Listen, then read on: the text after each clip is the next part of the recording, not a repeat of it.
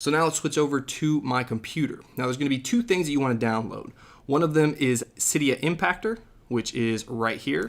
And I'll put a link in the description below for you guys to just click on that and download. And it's gonna look just like this. So you can see you have Mac OS as well as Windows and Linux. So of course, if you're on a Windows computer, just download the Windows version. If you're on a Mac, download the Mac version. Again, this process is exactly the same and a whole lot easier than the previous version of how to do this. So once you download Cydia Impactor, the only other thing that you need is ppsideloader.ipa. And I'm gonna put a link in the description below for you guys. You just click on it, download it, and then throw it on your desktop and do exactly what I'm about to do right here. So all you need to do at this point, after you've downloaded and installed Cydia Impactor and downloaded this IPA right here, you just want to plug in your device, make sure it's recognized by Cydia Impactor just by, seeing it right here.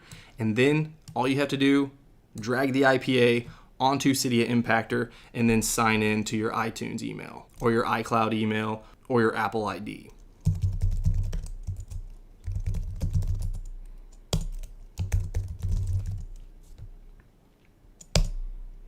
All right, so I went ahead and signed in. You could get a pop-up right here that says Impactor wants to export key access from your keychain. So go ahead and allow that, that's fine. And then it's going to sign that IPA with your Apple ID and then install it directly onto your device. And that is all you have to do. You don't have to download Xcode. You don't have to download a clean IPA and patch it with the hack and then sign it and then install it like we had to do in our last video. This is a pre-patched IPA that I was basically talking about in the previous video. Some of you guys didn't really understand what I meant. This is what I meant right here, this IPA. So once we get this, you can just drop it on Impactor like I just did, and it's gonna install on the device right here. So you should see it show up here pretty quickly on the second page of our Springboard. All right, so there it is. Literally took about 45 seconds.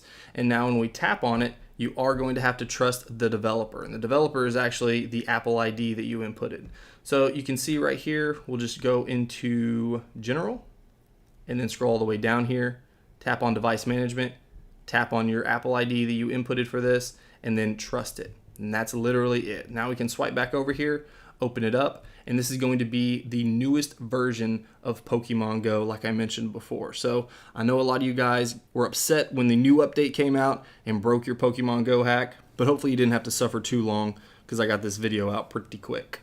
All right, guys, so I'm signed in here and you can see it is working flawlessly. Again, if you only get that much of your features showing, remember to turn on fake location and then they all show up. Again, we can tap right here. We don't have the footprints, so we know that this is the newest version of Pokemon Go. Now there is one small downside to this, and that is that you have to repeat this process every week. So basically what you would want to do is delete Pokemon Go off your phone and then just drag that IPA back onto Cydia Impactor with your phone plugged into the device.